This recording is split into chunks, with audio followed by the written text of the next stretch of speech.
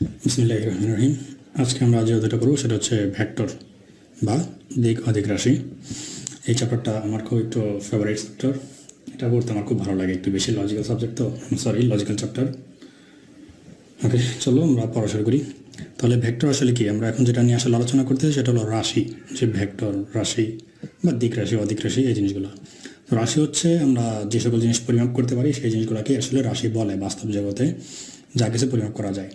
তো রাশি আবার দুই রকমের হয়, একটাকে বলে স্কেলার রাশি, একটাকে বলে ভেক্টর রাশি। রাশি আবার দুই প্রকার। আমরা তো রাশি থেকে শুরু করছি, তাহলে রাশি দুই প্রকার। কি ছিল? স্কেলার রাশি আর একটা ভেক্টর রাশি। একটা হলো স্কেলার রাশি, একটা হলো ভেক্টর রাশি। আচ্ছা, এখানে বলে রাখি রাশি দুই প্রকার বলতে আসলে যে স্কেলার রাশি আর ভেক্টর রাশি এরকম না লিখে তোমরা ফার্স্টে যেভাবে লিখতে পারো সেটা হলো রাশি দুই প্রকার। একটা হলো গঠনগত দিক থেকে দুই প্রকার, আবার হলো পরিমাণগত দিক থেকে দুই প্রকার। যদি গঠনগত দিক থেকে আমরা বলি তাহলে একটা হলো মৌলিক রাশি, একটা হলো যৌগিক রাশি। আর যদি পরিমাপগত দিক থেকে যাই তখন আসবে একটা স্কেলার রাশি, একটা ভেক্টর রাশি। তো এর মধ্যে আমরা এই যে ভেক্টর রাশি নিয়ে কাজ করব। ভেক্টর রাশির আসলে কি, যে সকল রাশিকে পরিমাপ করার জন্য মান এবং দিক উভয়ই দরকার আছে তাদেরকে বলা হয় ভেক্টর রাশি। কিন্তু আবার যেগুলো স্কেলার রাশি আছে তাদেরকে পরিমাপ করার জন্য কিন্তু মান হলেই যথেষ্ট, দিকের দরকার হয় না। যেমন এখন ঘড়িতে কয়টা বাজে যদি তোমাকে সময় জিজ্ঞেস করা হয়, এর জন্য কিন্তু কোনো দিকের দরকার নাই। তোমাকে বলতে হবে না উত্তর দিকে 10টা বাজে বা দক্ষিণ দিকে 12টা বাজে, তোমাকে বললে হবে যে 5টা বাজে বা 7টা বাজে। কিন্তু এমন কিছু রাশি আছে যেগুলোকে আমাদের প্রকাশ করার জন্য মান এবং দিক দুইটাই লাগবে। যেমন তোমাকে যদি বলা হয় যে ডুয়েট, তুমি যে জায়গায় আসো ওই জায়গা থেকে কতটুকু দূরে, সাপোজ তুমি ডিস্টেন্স জানো যে 10 মিটার দূরে আছে বা 50 মিটার দূরে আছে। এখন তুমি যদি বলে দাও যে আমার এখান থেকে 50 মিটার দূরে ডুয়েট, তাহলে আমি কি আসলে তোমার এখান থেকে 50 মিটার দূরে গেলে ডুয়েট পাবো? আমি উত্তর দিকে যাবো না দক্ষিণ দিকে যাবো, উপরে যাবো না নিচে যাবো, সেটা তো তুমি বলে দাও নেই। ডুয়েট যদি তোমার পিছনে থাকে, আমি যদি সামনের দিকে যাই, তাহলে তো আমি 50 মিটার সামনে গেলে ডুয়েট পাবো না। তো এখানে আমাকে বলে দিতে হবে যে দক্ষিণ দিকে 50 মিটার সামনে গেলে ডুয়েট পাওয়া যাবে। তাহলে এই সকল কিছু রাশি আছে যেগুলোকে প্রকাশ করার জন্য মান এবং দিক দুইটাই দরকার হয়, সেই জাতীয় জিনিসগুলোকে বলা হয় সেগুলোকে আসলে বলা হয় ভেক্টর রাশি। তাহলে ভেক্টর তো চিনতেই পারলাম। তাহলে নর্মালি আমরা আগে যে জিনিসটা জানবো ফার্স্টেই, ভেক্টরকে কীভাবে প্রকাশ করা হয়। ভেক্টরকে যদি আমরা বড় হাতের অক্ষরে প্রকাশ করি তাহলে তার উপরে একটা বার অথবা তার উপরে একটা অ্যারো সাইন হিসেবে ব্যবহার করা হয়। আর যদি আমরা ছোট হাতের অক্ষর ব্যবহার করি তাহলে সাধারণত তার নিচে বার দিতে হয়। আর একটা আমাদের স্পেশাল ভেক্টর আছে যেটাকে একক ভেক্টর বা ইউনিট ভেক্টর বলা হয়, সেই ক্ষেত্রে তার উপরে ক্যাপ সাইন ব্যবহার করতে হয়। তাহলে এখন এই জিনিসগুলোকে ব্যবহার করি আমরা সাধারণত করে থাকি। আর বইয়ের মধ্যে আরেকটা ফরম্যাট ব্যবহার করে, সেটা হচ্ছে বোল্ড লেটার। আমরা খাতাতে তো বোল্ড করতে গেলে খাতাতে কাটাকাটির মতো অবস্থা হবে, সেই জন্য আমরা বোল্ড ব্যবহার করবো না। আমরা সবসময় ম্যাক্সিমাম ক্ষেত্রে এটা অথবা এটাই ব্যবহার করব। আর যখন একক ভেক্টর আসবে তখন হয়তো এটা ব্যবহার করব। তাহলে এটা তো গেল নর্মাল ভেক্টর। তাহলে সাপোজ আমরা একটা ভেক্টরকে এভাবে দিলাম, তাহলে এখানে একটা মান আছে তার 5, এখান থেকে পর্যন্ত দূরত্ব হলো 5। অবশ্যই তার দিক লাগবে, তাহলে দিকটাকে আমাদের এখানে অ্যারো সাইনের মাধ্যমে উল্লেখ করে দিতে হয় যে এটা হলো তার ডিরেকশন, এটা হলো 5। তাহলে এটা হলো একটা সাধারণ ভেক্টর। তাহলে এই ভেক্টর যে বিপরীত ভেক্টর কাকে বলবে? তাহলে আমরা এমন একটা ভেক্টরকে তার বিপরীত ভেক্টর বলতে পারবো যেটা এই রেখার উপরে অবস্থিত অথবা এর সমান্তরালে অবস্থিত। এই রেখার উপর কীরকম, সাপোজ এই যে এই রেখার উপরে আছে, এটা এই দিকে কাজ করতেছে, মান সেম, এটারও 5 কিন্তু ডিরেকশন অপোজিট। এটা যেদিকে কাজ করবে এটা তার বিপরীত দিকে কাজ করবে। যদি এরকম হয় তাহলে এটার বিপরীত ভেক্টর আমরা বলতে পারবো। অথবা হইতে পারে এরকমের সমান্তরাল, এটা পরপর সমান্তরাল, এর যেমন 5 এরও মান 5, এই যেদিকে কাজ করতেছে এ তার বিপরীত দিকে কাজ করতেছে। এটা হলো আমাদের তার বিপরীত ভেক্টর। এই বিপরীত ভেক্টরটা আমাদের কাজে লাগবে, সেজন্য আমি একটু জেনে রাখলাম। তাহলে বিপরীত ভেক্টর আসলে আমরা কীভাবে উৎপাদন করতে পারি? যেই ভেক্টরটা আছে তাকে যদি আমরা জাস্ট 180 ডিগ্রি অ্যাঙ্গেলে ঘুরে দিই তাহলে তার বিপরীত ভেক্টর তৈরি হয়ে যাবে, উৎপন্ন হয়ে যায়। এটা আমরা কেন জেনে রাখলাম এটা আমরা দেখব সামনে, আমাদের এটা কাজে লাগবে। এখন আমরা একটা আসলে স্থানাঙ্ক ব্যবস্থা নিয়ে একটা আলোচনা করি। তোমরা হয়তো ছোটোবেলায় এরকম অক্ষ ব্যবস্থা নিয়ে কাজ করছো, এটা হলো এক্স অক্ষ, এটা হলো ওয়াই অক্ষ। তাহলে এই এক্স অক্ষ ওয়াই অক্ষের সাপেক্ষে কোনো একটা বিন্দু যদি তোমাকে এখানে নির্ণয় করতে বলা হয়, তুমি বসে দিচ্ছ এখানে পি এক্স ওয়াই একটা বিন্দু। এটা ছিল আসলে আমাদের 2D ব্যবস্থা বা দ্বিমাত্রিক স্থানাঙ্ক ব্যবস্থা। আমরা এইখানে যেটা নিয়ে আলোচনা করবো সেটা হলো ত্রিমাত্রিক স্থানাঙ্ক ব্যবস্থা। এরকম এখানে এদের মধ্যবর্তী কোণের মান কত ছিল? প্রত্যেকটা কিন্তু 90 ডিগ্রি। এখন যদি এখানে বলা যায় এদের মধ্যবর্তী কোণের মান কত, তোমরা কিন্তু হয়তো বলে দিবে যে একটা বৃত্তের কেন্দ্রে 360 ডিগ্রি কোণ উৎপন্ন হয়, তাহলে এটা কিন্তু 3 ভাগ করেছে, তাহলে 120 ডিগ্রি। কিন্তু এটা কিন্তু আসলে এরকম না। এইটা হবে প্রত্যেকটার সাথে দণ্ডায়মান হিসেবে আছে, প্রত্যেকটা কোণের মান 90 ডিগ্রি। বেশিটা এরকম যে সাপোজ মনে করো এইটা একটা ভেক্টর, আরেকটা ভেক্টর যে এখানে এরকম দাঁড়ানো অবস্থায় আছে।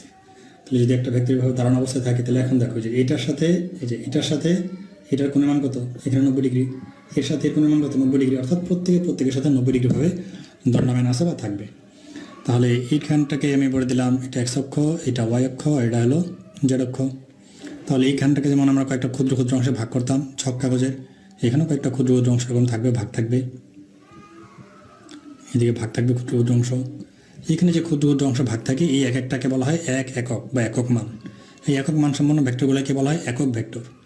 সাপোজ এক্স অক্ষ বরাবর যে মানগুলো আছে এগুলো প্রত্যেকটা ঘরে এক করে, তাহলে এক্স অক্ষ বরাবর আমরা যে একক ভেক্টরটা নিই তাকে বলা হয় আইডেন্টিক্যাল ভেক্টর। এগুলো এটা হলো আমাদের একক ভেক্টর। এক্স অক্ষ বরাবর হলে এটাকে আই, ওয়াই অক্ষ বরাবর হলে এটাকে জে, আর জেড অক্ষ বরাবর হলে এটাকে কে দ্বারা প্রকাশ করা হয়। এইগুলোকে বলা হয় আয়ত একক ভেক্টর। তাহলে এইগুলোর সাপেক্ষে আমরা কোনো একটা বিন্দুর অবস্থান খুব সহজে বলে ফেলতে পারবো। যেমন তোমাকে যদি বলা হয় যে এরকম একটা মান 3i + 2j - 5k, তাহলে এটা কি ভেক্টর রাশি না স্কেলার রাশি, সেটা তোমরা আসলে কীভাবে বুঝবা? এই যে 3, 2, 5 এগুলো তো মান, এই যে i, j, k এগুলো কিন্তু তার দিক নির্দেশ করতেছে, এই জন্য এটা একটা ভেক্টর রাশি। কীভাবে দিক নির্দেশ করতেছে? 3i তার মানে হলো এক্স অক্ষ বরাবর 3 ঘর, এই যে 1 ঘর 2 ঘর 3 ঘর, এখানে সাপোজ আমি এখানে আসলাম, তারপর বলেছে +2j, তাহলে উপরের দিকে প্লাস আমাদের, তাহলে 3 ঘর, 1 ঘর 2 ঘর 3 ঘর, তাহলে এদিকে আমাকে 3 ঘর আসতে হবে, তাহলে এখানে হলো +2j। তারপর হলো -5k, তাহলে এদিকে তো আমাদের প্লাস সাইন, তাহলে মাইনাস হলে আমরা এদিকে যাব, তাহলে এখানে 5 ঘর যেতে হবে আমাকে। যদি এখান থেকে আমরা 5 ঘর যাই তাহলে আমরা যে বিন্দুটা পাবো সেটাই হলো আমাদের সেই বিন্দুটা। সাপোজ এখান থেকে আমরা 5 ঘর যাবো, তাহলে 1 2 3 4 5 ধরে নিলাম এখানে একটা বিন্দু, তাহলে এই বিন্দুটাই হবে আমাদের এই যে ভেক্টরটা আছে এই ভেক্টর বিন্দুটা, অর্থাৎ 3 2 -5 এই যে বিন্দু স্থানাঙ্ক ব্যবস্থা। তাহলে সাধারণত আই, জে, কে এগুলোকে বলা হয় আয়ত একক ভেক্টর। আই হলো এক্স অক্ষ বরাবর অবস্থান ভেক্টর, একক ভেক্টর। জে হলো ওয়াই অক্ষ বরাবর একক ভেক্টর, কে হলো জেড অক্ষ বরাবর একক ভেক্টর। আর অবস্থান ভেক্টর, এই যে আমাদের একটা বিন্দু, এই বিন্দুটা আমাদের মূল বিন্দু থেকে কতটুকু দূরত্বে অবস্থান করতেছে সেটাই হলো তার অবস্থান ভেক্টর, অর্থাৎ এটা আমাদের মূল বিন্দু। এইখান থেকে যদি আমি একটা স্ট্রেট লাইন টানি তাহলে এই যে ভেক্টরটাকে যে ভেক্টর দ্বারা প্রকাশ করা যাবে সেটাই হলো আমাদের এই ভেক্টর।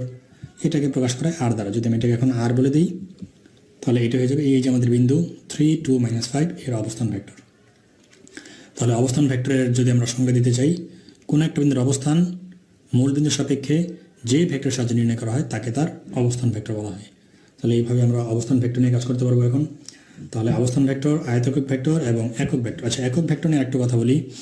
একক ভেক্টর মূলত কি? যেই ভেক্টরের মান 1 তাকে বলা একক ভেক্টর। আর যদি এটাকে আমরা ম্যাথমেটিক্যালি একটু রূপ দিতে চাই তাহলে ম্যাথমেটিক্যালি বলতেছে যে কোনো একটা ভেক্টরকে তার মান দ্বারা ভাগ করলে যে ভেক্টর পাওয়া যায়। সাপোজ আমরা তো বললাম যে কোনো একটা ভেক্টরকে আমরা এইভাবে প্রকাশ করতে পারি। তাহলে কোনো একটা ভেক্টরকে প্রকাশ করার যে ফরম্যাট, যদি আমরা এটাকে একটু ফলো করি তাহলে কোনো একটা ভেক্টরকে প্রকাশ করার ফরম্যাট হলো axi plus ayj plus azk, অর্থাৎ এক্স অক্ষ বরাবর সহগ, ওয়াই অক্ষ বরাবর সহগ, জেড অক্ষ বরাবর সহগ, অর্থাৎ ax ay az এগুলো হলো যথাক্রমে এক্স অক্ষ, ওয়াই অক্ষ এবং জেড অক্ষ বরাবর মানগুলো কত। তাহলে এইভাবে সাধারণত একটা একক ভেক্টরকে প্রকাশ করা হয়।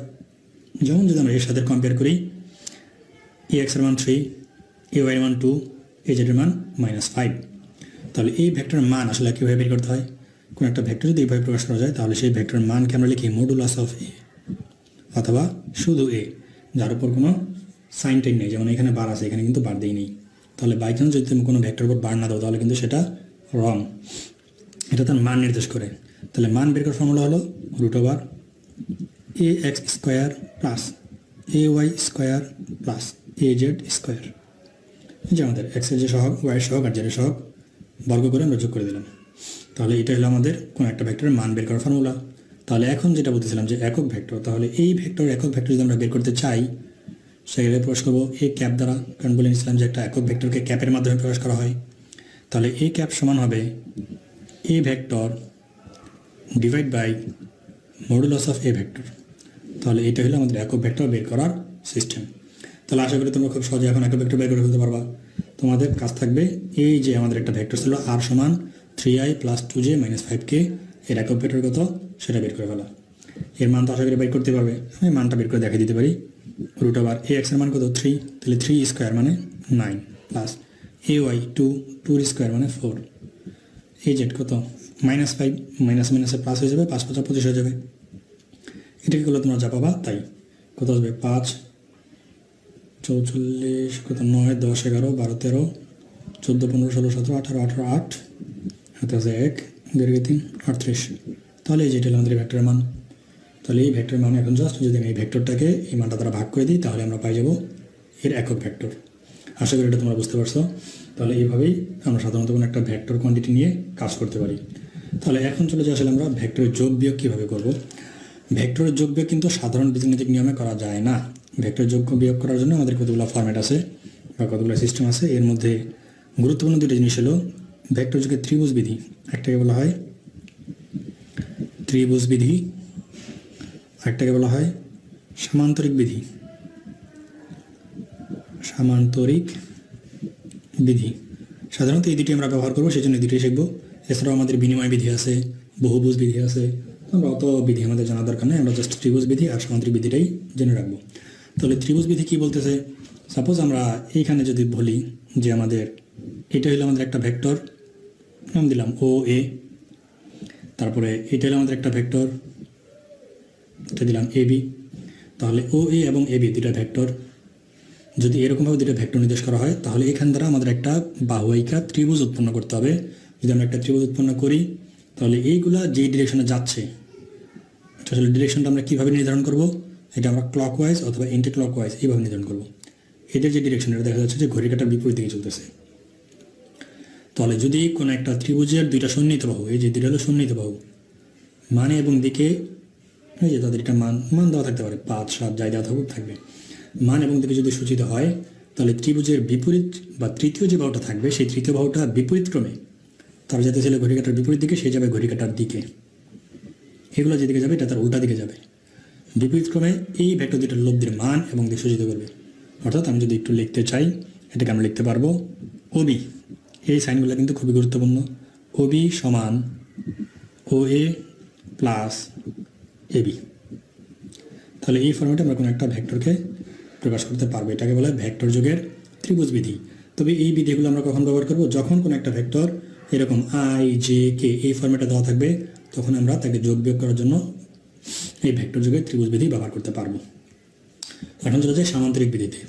তাহলে ভেক্টর যোগের সামান্তরিক বিধি কী বলতেছে, ভেক্টর যোগের সামান্তরিক বিধি বলতেছে যে যদি আমরা কোনো একটা বিন্দুতে দুটো সন্নিহিত বাহু যে কোনো দুটো ভেক্টর মনে করা যায়, যদি মান প্রকাশ করা, সাপোজ এটা আমাদের পি ভেক্টর, এটা আমাদের কিউ ভেক্টর, যদি দুইটা ভেক্টর এরকম পরস্পর একটা নির্দিষ্ট কোণে কাজ করে, ধরে নিলাম কোণের মান আলফা, তাহলে কী বলা হচ্ছে একটা বিন্দুতে কোনো একটা সামান্তরিকের দুইটা বাহু ভিন্ন ভিন্ন দুইটা ভেক্টর কোয়ান্টিটি প্রকাশ করলে যদি এদের সমন্বয়ে একটা সামান্তরিক উৎপন্ন করা যায়, তাহলে এই যে একটা সামান্তরিক উৎপন্ন করে ফেললাম। যদি একটা সামান্তরিক উৎপন্ন করা যায় তাহলে এই যে আমাদের সন্নিহিত পয়েন্ট বা কমন পয়েন্ট ছিল, এই কমন বিন্দু থেকে বিপরীত বিন্দুতে অঙ্কিত যে কর্ণ, এই কর্ণটাই এই ভেক্টর দুইটার লব্ধির মান এবং দিক সূচিত করবে। অর্থাৎ এই যে পি এবং কিউ এই দুইটার লব্ধি কত সেটা প্রকাশ করবে যে এর মাধ্যমে, আর এই পি এবং কিউ পরস্পর কত যে লব্ধিটা কত অ্যাঙ্গেলে কাজ করতেছে সেই অ্যাঙ্গেলটা প্রকাশ করবে এই থিটার মাধ্যমে। তাহলে কি বললাম, পি হলো একটা ভেক্টর, কিউ হলো অপর একটা ভেক্টর, পি এবং কিউর মধ্যবর্তী কোণের মান হলো আলফা, থিটা হলো আমাদের লব্ধি যে অ্যাঙ্গেলটা, আর লব্ধিটা হলো আর। আমি যদি সূত্রটা একবার বিবৃতি করি, যদি কোনো একটা বিন্দুতে একই মানের বা একই জাতীয় দুটা ভেক্টর একই সময়ে কাজ করে তাহলে উক্ত ভেক্টর দ্বয়ের ওই বিন্দুকে কেন্দ্র করে যে সামান্তরিকটা অঙ্কন করা যায়, ওই সামান্তরিকের উক্ত বিন্দুতে অঙ্কিত কর্ণই উক্ত ভেক্টর দ্বয়ের লব্ধির মান এবং দিক সূচিত করবে। অর্থাৎ এখান থেকে যদি আমরা লব্ধির মানটা বের করতে চাই, যদি লিখি এভাবে লেখা যায় আর কি, আর সমান পি প্লাস কিউ, এভাবে ফরম্যাটটা প্রকাশ করা যাবে। তাহলে এটা আসলে আমরা এইভাবে সরাসরি করতে পারবো না, কারণ ভেক্টরের যোগ সাধারণ বীজগণিতিক নিয়মে হয় না। এই যে যেটা বলছিলাম, যদি এরকম ফরম্যাট দেওয়া থাকে তখন আমরা করতে পারবো এই ফরম্যাটটা ব্যবহার করে, যে ভেক্টর যোগের ত্রিভুজ বিধি থেকে যেটা পাইছি। কিন্তু যদি রাশি আকারে দেওয়া থাকে, যেমন স্মরণ কি অবশ্যই একটা ভেক্টর রাশি। এখন যদি তোমাকে দুটো স্মরণ দেওয়া থাকে এবং এদের মধ্যবর্তী অ্যাঙ্গেল দেওয়া থাকে, যে সাপোজ এখান থেকে এর জাস্ট এটা বল হইতে পারে, স্মরণ হইতে পারে। সাপোজ পি এর মান বলা আছে 5 নিউটন অর্থাৎ বল, কিউ এর মান বলা আছে 2 নিউটন অর্থাৎ বল। তাহলে এদের মধ্যবর্তী লব্ধির মান কত, তুমি জাস্ট 5 আর 2 7 যোগ করে দিলে কিন্তু হবে না। এটা বের করার জন্য আমাদের একটা সূত্র ব্যবহার করি আমরা, যেটাকে বলা হয় ভেক্টর লব্ধির বের করার সূত্র। তাহলে ভেক্টরের লব্ধি এটাকে আর দ্বারা প্রকাশ করছি আমরা, তাহলে আর সমান root over p square plus q square plus 2pq cos alpha. এটা হলো ভেক্টর লব্ধি বের করার ফর্মুলা। আর সমান root over p square plus q square plus 2pq cos alpha, যেখানে আলফাটা হলো যে দুটা ভেক্টর নিয়ে আমরা কাজ করতেছি তাদের মধ্যবর্তী কোণের মান। তাহলে এটা হলো ভেক্টর লব্ধি বা মান, লব্ধি বা মান বা লব্ধির মান আমরা যাই বলি, ভেক্টর লব্ধির মান। আমাদের আরেকটা জিনিস লাগবে দিক, কারণ ভেক্টরে প্রকাশ করার জন্য দুইটা জিনিস লাগে, মান এবং দিক। তাহলে এর দিকের মান কত এটা আমরা বের করে ফেলতে পারি, দিক হলো থিটা। তাহলে এর দিক বের করার ফর্মুলা হলো টেন থিটা, আমরা বের করতে চাই এখন দিক। টেন থিটা সমান, এখানে একটা ক্লু মাথায় রাখতে হবে যে আমরা আসলে এটাকে লিখি যে q sine alpha divide by p plus q cos alpha, এটা কীভাবে লিখি আমাদের দেখতে হবে। এই যে অ্যাঙ্গেলটা থিটাটা, এটা কার সাথে উৎপন্ন করছে? থিটা উৎপন্ন করছে কার সাথে? পি এর সাথে।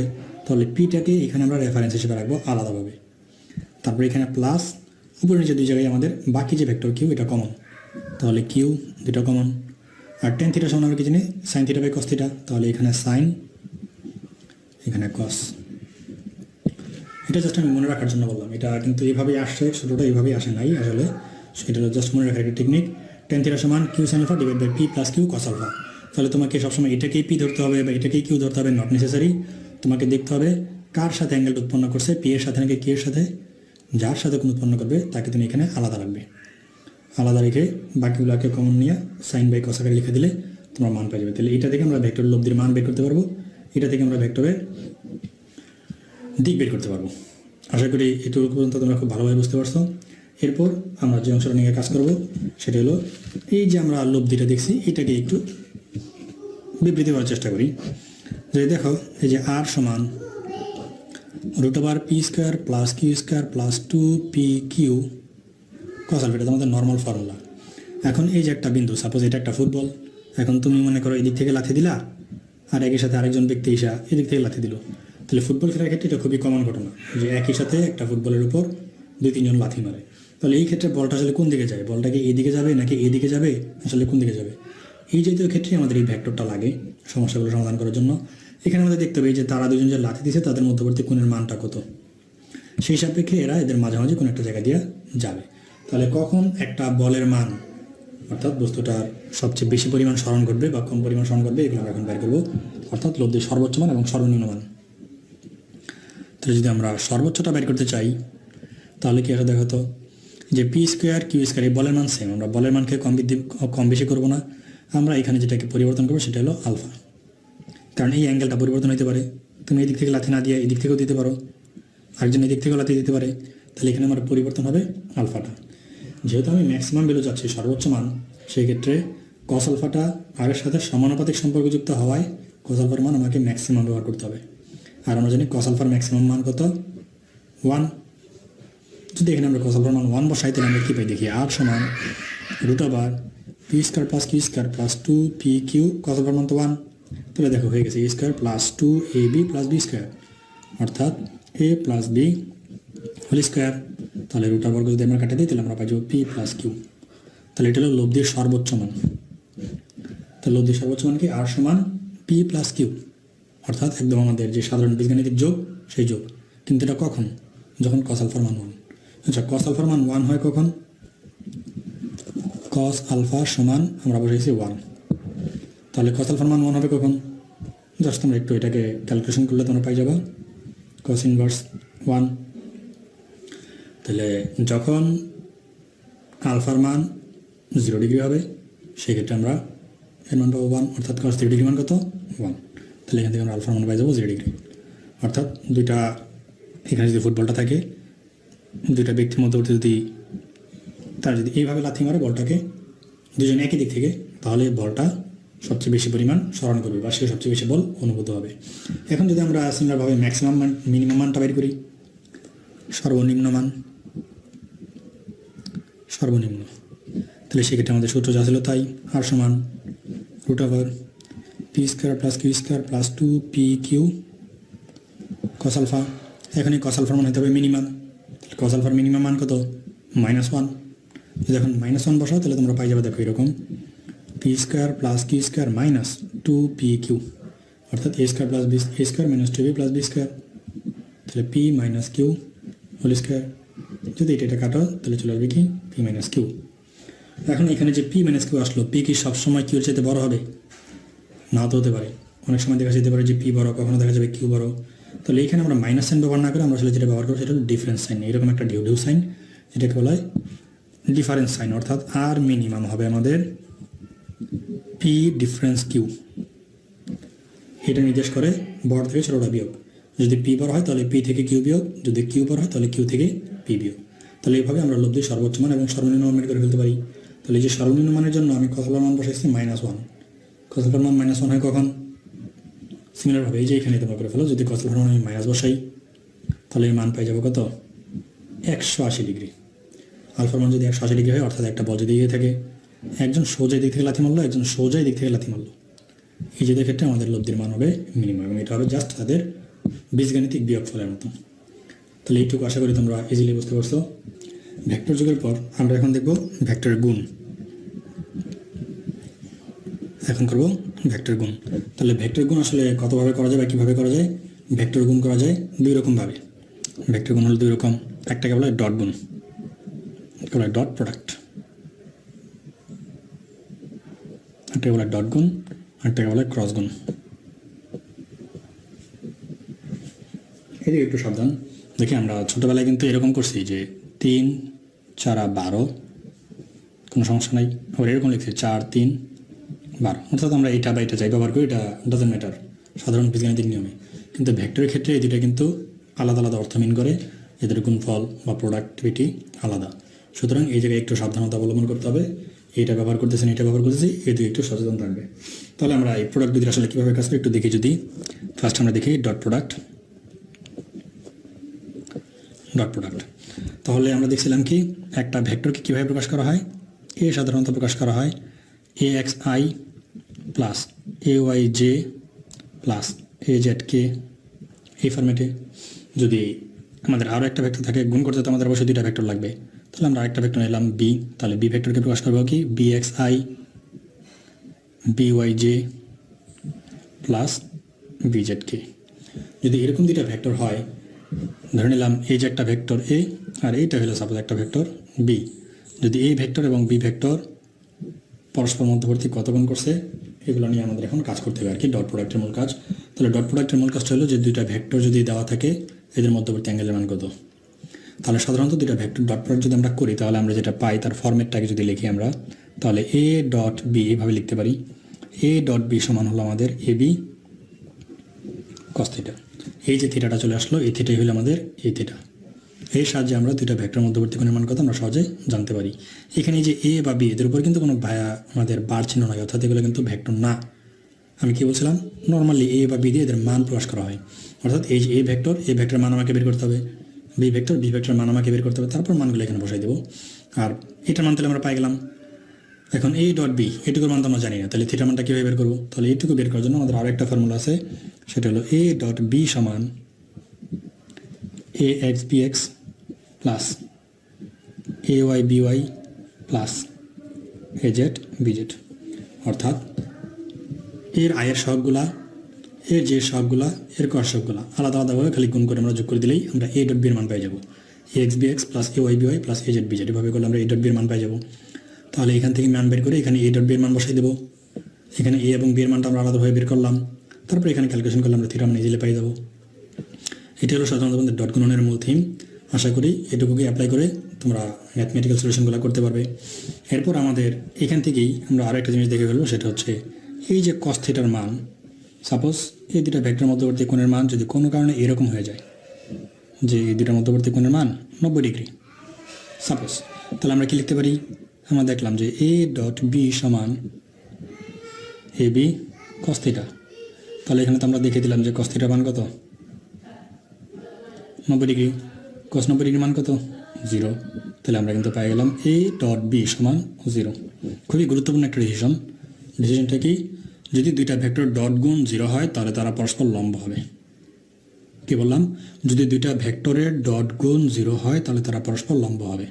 খুবই গুরুত্বপূর্ণ ডিসিশন। এখন সবসময় যে তোমাকে এরকমই বলা থাকবে যে দুইটা ভেক্টর দিয়ে দিছে, দেখো তারা লম্ব কিনা। তাহলে যদি দেখাইতে হয় তাহলে তোমাকে ডট গুণ বের করে 0 দেখাইতে হবে। আবার মাঝে মাঝে তোমাকে বলা থাকতে পারে সাপোজ এ সমান 3i plus 2j minus 3k, B সমান i minus 3j plus 7k। যদি এরকম দুটা ভেক্টর দেওয়া থাকে বলবে যে এই দুটা ভেক্টর পরস্পর লম্ব কিনা প্রমাণ করো। কী করবা? ডট গুণ করে দেখাই দিবা যার মান 0 কিনা। যদি 0 হয় লম্ব, 0 না হলে লম্ব না। এখন সাপোজ তোমাকে এই যেখানে 2 দেওয়া আছে, 2টাকে পরিবর্তন করে বানিয়ে দিলাম আমি এ। এখন তো তোমার একটা ডট গুণ করা একটু কষ্টসাধ্য হয়ে যাবে, কারণ এখানে এ টার্মটা থেকে যাবে। এখন এই জাতীয় ক্ষেত্রে তোমাকে বলেই দিবে যে এ এবং বি পরস্পর লম্ব। তাহলে কী বলে দিল? এ এবং বি পরস্পর কি লম্ব। তাহলে এ এবং বি লম্ব মানে কি? এ ডট বি এর মান 0, এটা আমরা জানি ডিফল্ট অপশন। তাহলে এখান থেকে তোমার টার্গেটে থাকবে এ এর ভ্যালু কত সেটা বের করা। অর্থাৎ এখানে প্রশ্নটা হবে এরকম যে এ ভেক্টর সমান এত, বি ভেক্টর সমান এত হলে এবং ভেক্টর তো যদি পরস্পর লম্ব হয় তাহলে এ এর মান কত। তাহলে আশা করি এই অঙ্কটা তোমরা করতে পারবে। এই যে এই ফর্মুলা ব্যবহার করে A X B X, A Y B Y, A Z B Z বের করবা। তারপর এটা সমান সমান 0 বসিয়ে দেবে, এ ডট বি সমান 0 বসিয়ে দেবা। বসে দিলে এখান থেকে এর মান তোমাদের খুব ইজিলি বের হয়ে যাবে। এখন চলে এসে আমরা ক্রস গুণনে, cross product, CR+, cross product. তাহলে ক্রস গুণ কী বলতেছে? সিমিলার মতো আগের মতো, যে সাপোজ আমাদের এরকম দুটা ভেক্টর দেওয়া আছে, এই যে একটা এ ভেক্টর একটা বি ভেক্টর। যদি এরকম দুটা ভেক্টর দেওয়া থাকে তাহলে এ ক্রস বি সমান আসবে আমাদের এ বি সাইন থিটা ইটা। এখানে একটা ক্যাপ চিহ্ন দেবো আমরা। যদি এদিকে খেয়াল করো, আমরা কিন্তু এ বি কস থিটা পাইছি। কী পাইছি? এ ডট বি সমান এ বি কস থিটা। এটাকে যদি আমরা ক্যালকুলেশন করি, এখানে কিন্তু আই জে কে কোনো কিছু থাকবে না, অর্থাৎ দিক নাই। এবার এটা তো যদি আমরা খেয়াল করি A X B X, A Y B Y, A Z B Z, এখানে কিন্তু আই জে কে নাই। অর্থাৎ এখান থেকে আমরা দুটা ভেক্টর ডট গুণ যদি করি আমরা মান পাবো স্কেলার মান। এখানে কিন্তু কোনো স্কেলার কোয়ান্টিটি নাই, এর কোনো দিক নেই, জাস্ট মান পাবো। ভেক্টর কোয়ান্টিটি নেই, জাস্ট স্কেলার কোয়ান্টিটি। কিন্তু যদি আমরা দুটা ভেক্টরকে ক্রস গুণ করি তাহলে আমরা সেখান থেকে ভেক্টর কোয়ান্টিটি পাবো, অর্থাৎ মান এবং দিক দুইটাই পাবো।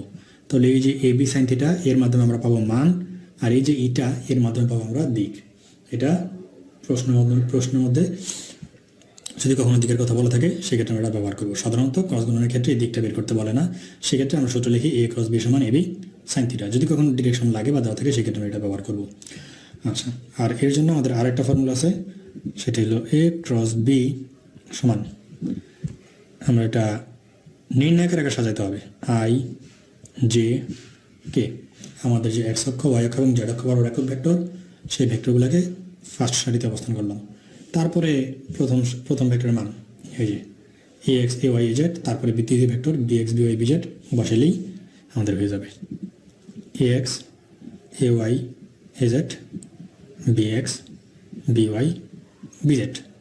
এখন এই যে নির্ণায়ক, এই নির্ণায়কটাতে যদি আমরা সমাধান করি তাহলে আমরা এ ক্রস বি এর মান পাই যাব। এই নির্ণায়কের সমাধান তো তোমরা পারোই, আশা করি এটা তোমরা করে ফেলতে পারবে। তাহলে এখান থেকে আমরা ক্রস প্রোডাক্টের মান বের করে ফেলতে পারি। এখন যদি আমরা আবার আগের মতো এই যে এখানে যেমন একটা স্পেশাল কেস পাইছিলাম, এরকম কোনো কেস নিয়ে বিবেচনা করতে চাই তাহলে কি আসতে পারে দেখো তো। সাপোজ এই যে একটা ভেক্টর আরেকটা ভেক্টর এখানে দিলাম, এদের মধ্যে কোনো মান কত? অবশ্যই তারা কোনো জায়গায় যত পিছনে নিয়ে যাও না কেন তারা কোথাও মিলবে না।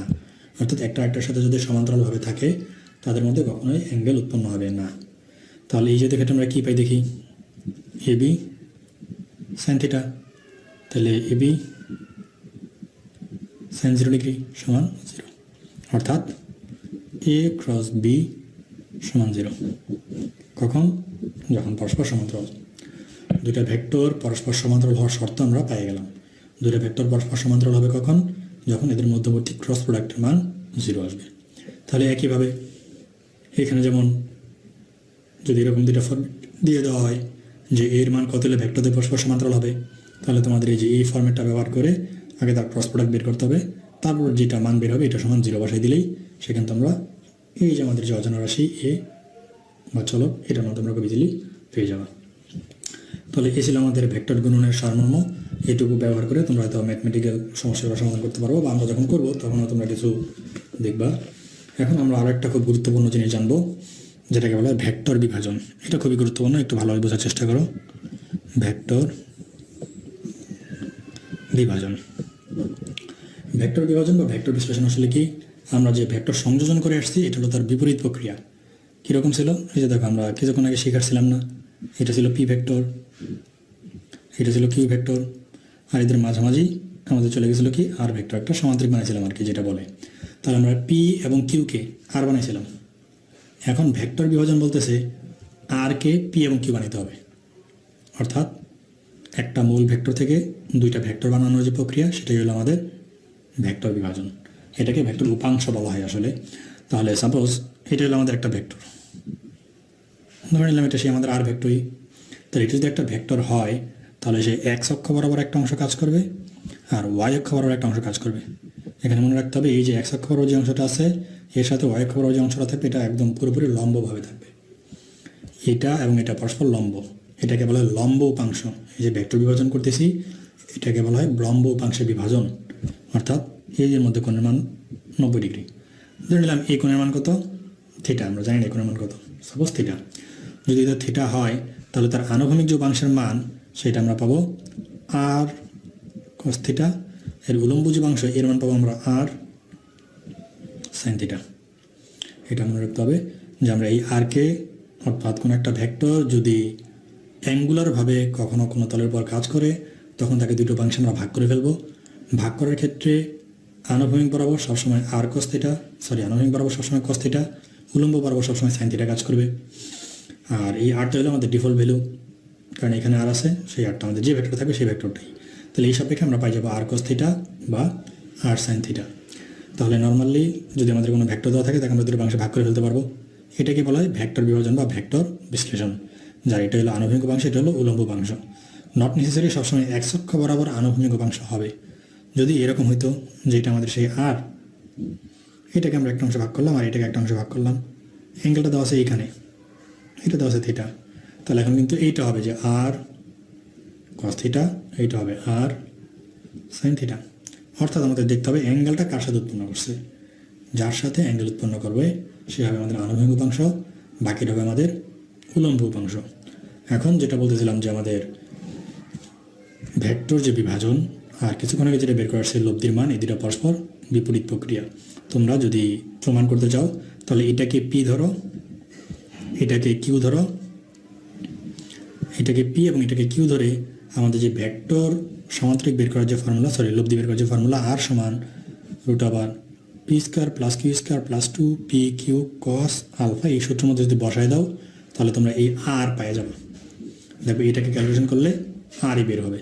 এখান থেকে আমরা প্রমাণ করতে পারি যে ভেক্টর বিভাজন এবং ভেক্টর লব্ধি বের করা পরস্পর বিপরীত প্রসেস। জাস্ট এই ভেক্টর বিভাজনের কিন্তু আমাদের টোটাল ফিজিক্স জুড়ে প্রচুর কাজ, এই ভেক্টর বিশ্লেষণটা একটু ভালোভাবে বুঝতে হবে। আচ্ছা, এখন আমরা যে অংশটা করবো সেটা আরেকটু গুরুত্বপূর্ণ অংশ না ঠিক, এটা জাস্ট আমি আলাদাভাবে একটা টপিক হিসেবে বানাই নেই। এটাকে বলা হয় নদী পারাপার অংশ। আমরা যা শিখছি ভেক্টর বিভাজন, এটাকে এখন ইমিডিয়েটলি কাজে লাগানোর চেষ্টা করবো, কীভাবে কাজে লাগাই। তাহলে এটাকে আমরা বলি নদী পারাপার। তোমরা ইতিমধ্যে ফেস করছো যে নদী পারাপারের অঙ্কগুলা, এটা মোটামুটি খুবই একটা ইম্পর্টেন্ট টপিক্স। তাহলে নদী পারাপার আসলে আমরা কীভাবে করতে পারি? নদী পারাপারের সময় আসলে আমরা এই জিনিসটাকে দুটো অংশে ভাগ করে নিই। একটাই বলা হয় ন্যূনতম দূরত্ব নদী পারাপার, ন্যূনতম দূরত্বে নদী পারাপার, একটাকে বলা হয় ন্যূনতম সময় নদী পারাপার, ন্যূনতম সময় নদী পারাপার। তাহলে যদি ন্যূনতম সময় হয় তাহলে ন্যূনতম দূরত্ব হবে, একই কথা তো নাকি? যদি দূরত্ব কম হয় সময় কম লাগবে। বিষয়টা এখানে কিন্তু ওইভাবে কাজ করে না, সেটা যদি আমরা একটু ডিটেলসে যাই তাহলে বুঝতে পারবো। একটু খেয়াল করো, এই যে আমরা একটা নদী নিলাম, এটা হলো আমাদের সেই নদী। এই নদীর যে প্রস্থ, সেই প্রস্থটা সাপোজ ডি। আমাদের টার্গেট হলো এই বিন্দু থেকে সোজা অপর পারের বি বিন্দুতে যাওয়া। এখন এইখান থেকে এই যে বি বিন্দু, এটা কিন্তু আমাদের একদম মিনিমাম ডিস্টেন্স। কেউ যদি এদিক থেকে পার হয়ে এই বিন্দুতে যায়, এটা কি কম হবে? বা এই দিক দিয়ে পারে যদি এখানে যায় তা হবে না। এখান থেকে আমাদের মিনিমাম ডিস্টেন্স এই থেকে বি হবে আমাদের অপর পারের সবচেয়ে কম ডিস্টেন্স। তাহলে আমাদের ফার্স্ট টার্গেট ন্যূনতম দূরত্ব নদী পার হওয়া। যদি ন্যূনতম দূরত্ব নদীটা পার হতে চাই তাহলে তাকে অবশ্যই এ থেকে বিতেই যেতে হবে। এখন কথা হলো নদী, যেহেতু নদীতে অবশ্যই স্রোত আছে, আমরা ধরে নিলাম এটা হলো স্রোতের বেগ হলো ইউ। তাহলে এখন যদি সে বিবিন্দুতে যেতে চায়, বিবিন্দু বরাবর রওনা দিলে কি সে যেতে পারবে? বিবিন্দুতে পারবে না, স্রোত তাকে একটু ধাক্কাবে। তাহলে ধাক্কালে দেখা গেল যে সে তো রওনা দিচ্ছে বিবিন্দু বরাবর, চলে গেল এইখানে। কিন্তু তাকে তো যাইতে হবে বিবিন্দুতে, যেহেতু মিনিমাম দূরত্ব নদীটা পার হইতে হবে। তাহলে এই জাতীয় ক্ষেত্রে তাকে আগে থেকে একটু বাঁকাভাবে রওনা দিতে হয়। সে রওনা দেবে ভাবে, কিন্তু স্রোত তাকে ধাক্কায় ঠিক সোজা করে দেবে। অর্থাৎ সে যদি এরকমভাবে কোনো একটা অ্যাঙ্গেল করে রওনা দেয়, তাহলে হয়তো দেখা যাবে স্রোতের ধাক্কার কারণে সে ঠিকই বি বিন্দুতে যেয়ে পৌঁছে গেছে। তাহলে এই যে বাঁকানোভাবে রওনা দিছে, এটা আমরা ধরে নিলাম স্রোতের সাথে আলফা গুণে রওনা দিছে, ধরে নিলাম। তাহলে এই যে আলফা, এই আলফাটাই আমাকে এখানে বাইর করতে হবে। সাধারণত মোর দেন 85% অঙ্কে আমাকে এই আলফাটাই চাই। আমাকে বলবে যদি সোজা অপর পারে যেতে হয় তাহলে মাঝিকে কী ব্যবস্থা নিতে হবে, আমাকে বলতে হবে যে স্রোতের সাথে এত কোণে যেতে হবে বা কত অ্যাঙ্গেলে যেতে হবে, কী বিষয়, এটাই জাস্ট আমাদের মূল টার্গেট থাকবে আলফার মানটা বের করা। তাহলে আলফার মানটা আমরা কীভাবে বের করতে পারি? আমরা ধরে নিলাম এই যে সাঁতারু বা মাঝি যাই বলি, তার মানে হলো বি। এখন এই ব্যাগটা দেখো একটু অ্যাঙ্গুলারভাবে কাজ করতেছে, তাহলে তাকে দুটো অংশে ভাগ করে ফেলবো না? এই যে একটা অংশ ভাগ করে ফেলবো, এখানে একটা অংশ কাজ করবে, এইদিকে একটা অংশ কাজ করবে। এই জাস্ট এখানে আমরা দুটো অংশে ভাগ করে ফেলছি। তাহলে এই যে অ্যাঙ্গেলটার মান, এটা এই আলফাটা কার সাথে হবে? এক্স অক্ষের সাথে, যদিও বিপরীত দিকে। তাহলে এটা আমাদের হলো আনুভূমিক অংশ, এটা হবে কি ভি কস আলফা। তাহলে এটার মান হবে কি ভি সাইন আলফা। আমরা কিন্তু জাস্ট দুটো অংশে ভাগ করে ফেললাম। এই যে এখানে যেটা শিখে আসছি এটাই জাস্ট এখানে কাজে লাগাইলাম। এই ভেক্টরটাকে দুটো অংশে ভাগ করেছি, ভি সাইন আলফা আর ভি কস আলফা। এখন কিন্তু এই মূল ভেক্টরটা থাকবে না। তাহলে এখন এ বিন্দুতে একটা ভেক্টর বি সাইন আলফা কাজ করতেছে বি বরাবর, একটা ভেক্টর ভি কস আলফা কাজ করতেছে বাম দিকে, একটা ভেক্টর ইউ এই যে স্রোতের বেগ এটা কাজ করতেছে ডান দিকে। তাহলে সে কি বি বিন্দুতে যেতে পারবে? একই বিন্দুতে যদি তিনটা ভেক্টর কাজ করে সে কোন দিকে যাবে? তাহলে এখানে আমাদের যে টার্গেট ভ্যালু সেটা হলো ভি সাইন আলফা, অর্থাৎ বি বিন্দুতে যাওয়া। তাহলে ভি সাইন আলফাটাকে রাখার জন্য আমরা ভি কস আলফা আর ইউ এটাকে এমনভাবে ব্যবহার করব যাতে এই দুটার লব্ধির মান শূন্য হয়ে যায়। অর্থাৎ এই দুজন পরস্পর টানাটানি করে লব্ধির মান হয়ে যাবে আমাদের 0। তাহলে এই দুটো তখন নাকচ হয়ে যাবে পরস্পর, তখন একমাত্র বেগ থাকবে ভি সাইন আলফা, এই বেগে সে বি বিন্দুতে চলে যেতে পারবে। তাহলে এখানে আমরা আসলে যেটা করবো সেটা হচ্ছে u plus v cos alpha সমান 0। যদি এটা হয় তাহলে এই দুটার মান লব্ধি মান 0, তখন সে ভি সাইন আলফা বেগ দিয়ে উপর থেকে চলে যাবে। তাহলে এই যে একটা জিনিস পাইলাম, এটাই হলো আমাদের এখানকার ফর্মুলা। এই ইউ হলো স্রোতের বেগ, ভি হলো সাঁতারের বেগ। যদি বসে দিই এখানে আলফার মান আমরা ইজিলি পেয়ে যাবো। এখান থেকে আমাদের আলফা আসবে cos inverse minus u by v, স্রোতের বেগ সাঁতারের বেগ বসাই দিলেই আমাদের আলফার মানটা চলে আসবে। আশা করি ইজিলি বুঝতে পারছো। আচ্ছা, এখন আসি নদী পার হতে কী পরিমাণ সময় লাগতেছে তার। দেখো তো এই দূরত্বটা কত ডি, সেই যে বেগে পার হচ্ছে সেটা কত ভি সাইন আলফা। পার হওয়ার জন্য প্রয়োজনীয় সময় ধরে নিলাম টি। তাহলে এখানে তো সে অবশ্যই সমবেগে পার হচ্ছে, সেই সমবেগটা আমরা ব্যবহার করি সূত্র কি s equal to vt. S মানে এখানে কি ডি, ভি মানে কি ভি সাইন আলফা। তাহলে টি সমান কি আসবে এস বাই ভি, অর্থাৎ d by v sine alpha. এটা হলো নদী পার হওয়ার জন্য প্রয়োজনীয় সময়। নদী পার হতে কী পরিমাণ সময় লাগবে আমরা এই সূত্র বসে দিলে পাই যাবো। সোজা অপর পারে যাওয়ার জন্য কতটুকু অ্যাঙ্গেলে রওনা দিতে হবে সেটাই সূত্র আমরা বসে দিলে পাই যাবো। আশা করি এই জিনিসটাও তোমরা বুঝতে পারছো। এরপর আমরা এখন চলে যাবো ন্যূনতম সময় নদী পারাপারের জন্য। দেখো ন্যূনতম সময় যখন আমরা নদী পার হবো তখন আসলে বিষয়টা কীরকম হয় বা কী করবো।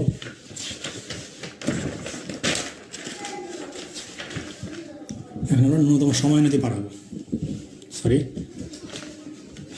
একটু লেট হওয়ার জন্য। তাহলে এখন করতেছি আমরা ন্যূনতম সময় নদী পার।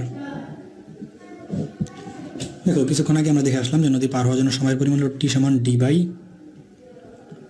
V sine alpha. এখানে যে আলফাটা হল কী ছিল? স্রোত এবং সাঁতারের মধ্যবর্তী কোণ। আমরা নদীটা এখানে আবার আইকা নিচ্ছি।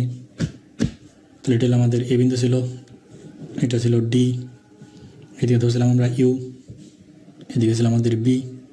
আচ্ছা, তাহলে এই যে আলফাটা এটা ছিল স্রোত এবং সাঁতারের মধ্যবর্তী কোণের মান।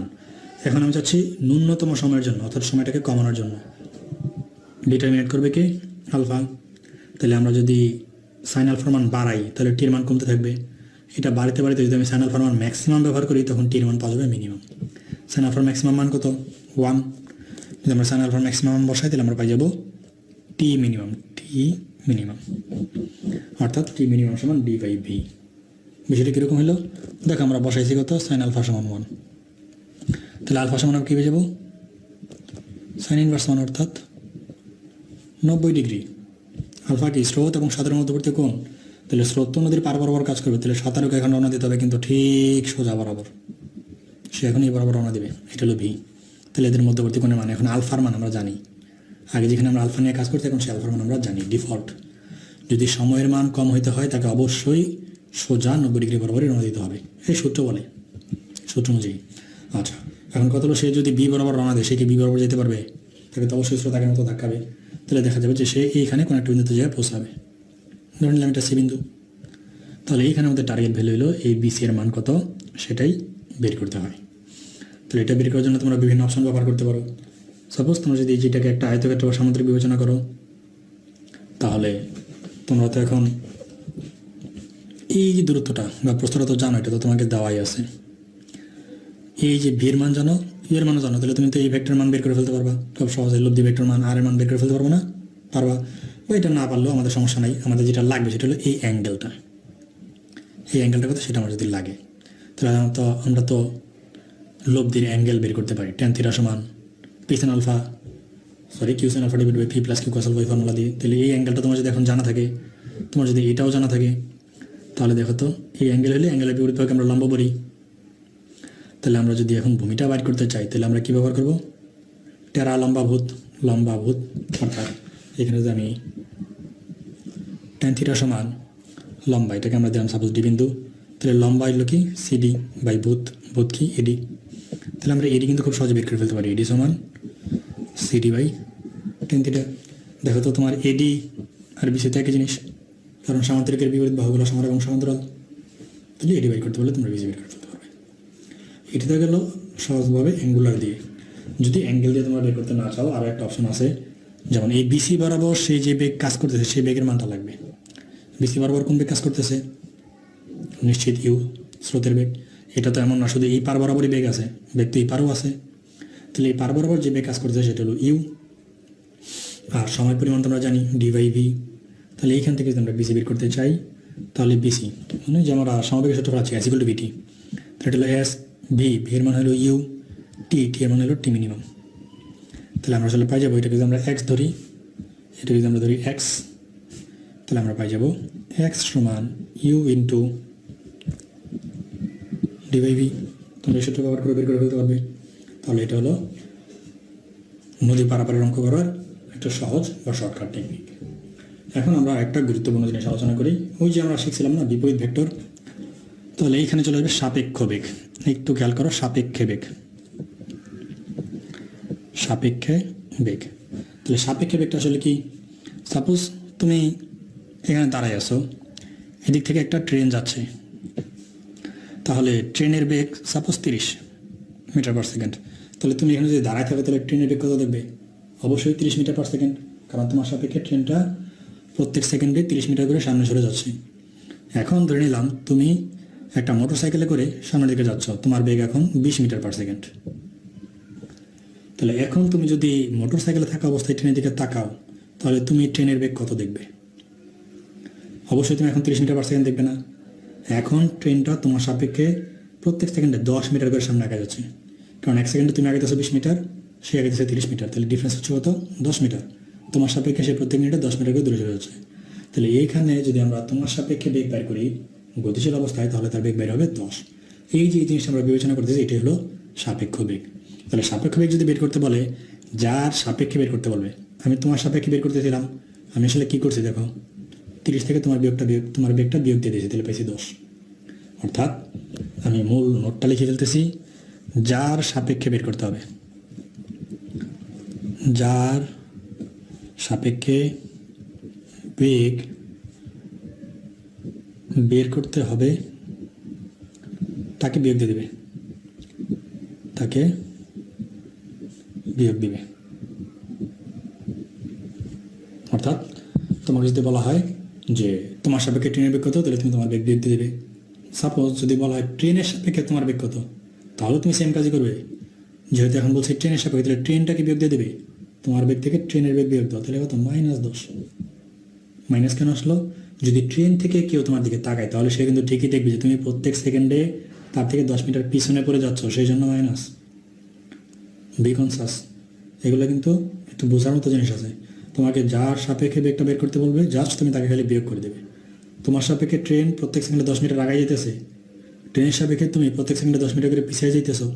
তাহলে এইভাবে যদি কখনো সাপেক্ষ বেগ বের করতে বলে, তাহলে খুব ইজিলি তোমরা যার সাপেক্ষে বেগটা বের করতে বলবে তাকে জাস্ট বিয়োগ দিয়ে দেবে। এখানে আমাদের আরও একটা ইন্টারেস্টিং অঙ্ক আসে, বৃষ্টির অঙ্ক সাধারণত। তাহলে বৃষ্টির অঙ্কগুলো যদি একটু চিন্তা করি আমরা কথাবার্তা, যে সাপোজ বৃষ্টি কিন্তু সবসময় উপর থেকেই পড়ে, বৃষ্টি উপর থেকেই পড়তেছে। এখন তুমি এদিকে যেতে পারো, এদিকে যেতে পারো, যে কোনো দিকে যেতে পারো। আমরা যদি উত্তর দক্ষিণ ধরি তাহলে এটা হলো উত্তর, দক্ষিণ, পূর্ব, পশ্চিম সাপোজ। তাহলে তুমি যদি এদিকে গতিশীল থাকো, তোমার একটা বেগ আছে, এটা ধরে নিলাম VH, ভি হিউম্যান, আর এদিকে বৃষ্টি পড়তেছে, এটা হলো VR, ভি রেইন। তাহলে এই বেগটাকে জাস্ট এইখান থেকে আমি নিশ্চয়ই এখানে নিয়ে আসলাম। তাহলে বৃষ্টি কিন্তু তোমার সাপেক্ষে সবসময় লম্বভাবে পড়তেছে, 90 ডিগ্রি বরাবরই পড়তেছে। কোণের মান কত? 90 ডিগ্রি। তাহলে VH একটা ভেক্টর, VR একটা ভেক্টর, এদের মধ্যবর্তী কোণের মান 90 ডিগ্রি। তাহলে লব্ধি ভেক্টরটা কোন দিকে কাজ করবে? অবশ্যই এদের মাঝামাঝি কোনো একটা জিনিস দিয়ে যদি আমরা সামান্তরিক বানাই তাহলে যেই তার কর্ণ বরাবর লব্ধিটা কাজ করবে সাধারণ সেন্সে। তাহলে এখানে বৃষ্টি থেকে বাঁচার জন্য তোমাকে কিন্তু ছাতাটা তাহলে এই অ্যাঙ্গুলারে ছাতাটা ধরতে হবে। অর্থাৎ তুমি যদি এখানে থাকো তাহলে তোমাকে এই দিকে ছাতাটা ধরতে হবে। তাহলে এই জিনিসটা আসলে কীভাবে বের করা যায়? এটা আরও খুব ইজিলি বের করা যায়। যেমন আমরা কী শিখছিলাম, tan থিটা সমান q sine alpha divide by p plus q cos alpha. তাহলে এখন আমরা জাস্ট কোনটা কার সাথে ধরতেছে তার উপর ডিপেন্ড করবে। যদি আমরা ধরি যে আমরা এই উলম্বের সাথে কত গুণে বৃষ্টি পড়তেছে, তাহলে ভিআরটা নিচে থাকবে। তাহলে এখানে আমি লিখবো ভিআর প্লাস VH কস আলফার মান কত এখন? 90 ডিগ্রি, কারণ সে লম্বাভাবে পড়তেছে। আর কিউ মানে হলো আমাদের VH সাইন 90 ডিগ্রি। তাহলে এখান থেকে কিন্তু তুমি এই যে সূত্র পাই গেল, দেখো tan থিটা সমান জাস্ট VH বাই VR। কারণ কি সাইন 90 ডিগ্রি মান 1, কস 90 ডিগ্রি মান 0। তাহলে ক্যালকুলেশন করে তুমি পাই যাবে VH বাই VR। থিটা সমান tan inverse VH by VR করলেই তোমাকে কত ডিগ্রি অ্যাঙ্গেল আসলে ছাতাটা ধরতে হবে সেটা খুব সহজে পেয়ে যাবা। যদি বৃষ্টির লব্ধি বেগ বের করতে চাও, সেম জিনিস, বৃষ্টির লব্ধি আর সমান √r VH square plus VR square plus 2 VH VR কস 90 ডিগ্রি। তাহলে কস 90 ডিগ্রি মান তো 0, তাহলে তোমরা পাই যাবে √r VH square plus VR square. তাহলে এটা আমাদের বৃষ্টির লব্ধি বেগ। তাহলে এগুলো কিন্তু আসলে আমাদের আলাদা আলাদা কোনো ফর্মুলা না, আলাদা আলাদা কোনো ফর্মুলা না। তুমি যদি মূল ফর্মুলা দুটো জানো, ভেক্টরের যে অ্যাঙ্গেল বা লব্ধির যে অ্যাঙ্গেল, ভেক্টরের যে লব্ধির মান, তাহলে এখান থেকে তোমরা বৃষ্টি অঙ্কগুলো ইজিলি করে ফেলতে পারবে। এর জন্য তোমাকে আলাদা সূত্র শিখতে হবে না। এখন ফাইনালি আমরা যেটা শিখবো সেটা হচ্ছে ভেক্টরের মাধ্যমে সামান্তরিক অথবা ত্রিভুজের ক্ষেত্রফল নির্ণয়। দেখো সাপোজ এটা হলো আমাদের একটা সামান্তরিক। সামান্তরিকের দুটো সন্নিহিত বাহু যদি দেওয়া থাকে, একটা পি আর একটা কিউ, তাহলে এই সামান্তরিকের ক্ষেত্রফল, এই যে একটা সামান্তরিক হয়ে গেল, এই সামান্তরিকের ক্ষেত্রফল আমরা আসলে কীভাবে বের করতে পারি? তাহলে যদি সামান্তরিকের সন্নিহিত বাহু দ্বয় দেওয়া থাকে তাহলে সামান্তরিকের ক্ষেত্রফল লিখি সামান্তরিকের সন্নিহিত বাহু দেওয়া থাকলে ক্ষেত্রফল, জাস্ট আমাদের যে দুইটা বাহু দেওয়া আছে, সন্নিহিত যে বাহুগুলো দেওয়া থাকবে তাদের যে ক্রস গুণ থাকবে, জাস্ট পি ক্রস কিউ, তাদের যে ক্রস গুণ থাকবে সেই ক্রস গুণের মান ক্রস গুণ করে যদি সেটাকে আমরা মডুলাস করে দিই তাহলে সেই সামান্তরিকের ক্ষেত্রফলটা পাই যাব। এখন আবার যদি সাপোজ আমাদের একটা সামান্তরিক না হয়ে গেলে একটা ত্রিভুজ, এই অংশটুকু এখন নাই, তাহলে কোনো একটা ত্রিভুজে যদি এরকম দুটো সন্নিহিত বাহু দেওয়া থাকে তাহলে ত্রিভুজের ক্ষেত্রফল, সিমিলারভাবে এখানে হলো ত্রিভুজের সন্নিহিত বাহু যদি দেওয়া থাকে তাহলে ত্রিভুজের ক্ষেত্রফল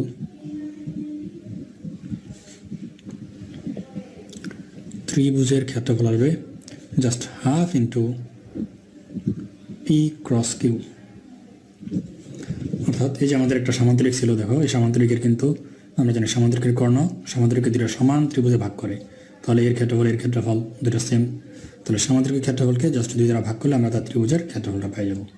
এখন লাস্ট যে কন্ডিশন সেটা হলো যদি একটা সামান্তরিক দুটো কর্ণ দেওয়া থাকে, সাপোজ এখন এই বাহু দুটো দেওয়া নেই, এই যে একটা কর্ণ, এই কর্ণের মান দেওয়া আছে পি, এই যে একটা কর্ণ, এই কর্ণের মান দেওয়া আছে কিউ। তাহলে ভেক্টর ফরম্যাটে যদি কোনো সামান্তরিক দুটো কর্ণ দেওয়া থাকলে সামান্তরিকের কর্ণদ্বয় দেওয়া থাকলে তার ক্ষেত্রফল, তাহলে জাস্ট সেই ক্ষেত্রে আমাদের আসবে হাফ ইন্টু এই যে আমাদের কর্ণ দুটো দেওয়া আছে সেই কর্ণদ্বয়ের গুণফল। কর্ণগুলো কী দেওয়া আছে? P R Q. তাহলে যদি সন্নিহিত বাহু দেওয়া থাকে তাহলে সামান্তরিকের ক্ষেত্রফল পি ক্রস কিউ যদি সন্নিহিত বাহু দেওয়া থাকে তাহলে ত্রিভুজের ক্ষেত্রফল half into modulus of P cross Q. আর যদি সমান্তরালের দুইটা কর্ণ দেওয়া থাকে তাহলে কর্ণের মাধ্যমে যদি ক্ষেত্রফল বের করতে বলে half into p cross q. তাহলে আশা করি এই জিনিসগুলো বুঝতে পারছো এবং এইগুলোকে কাজে লাগিয়ে আমরা বিভিন্ন ম্যাথমেটিক্যাল সমস্যা সমাধান করার চেষ্টা করব।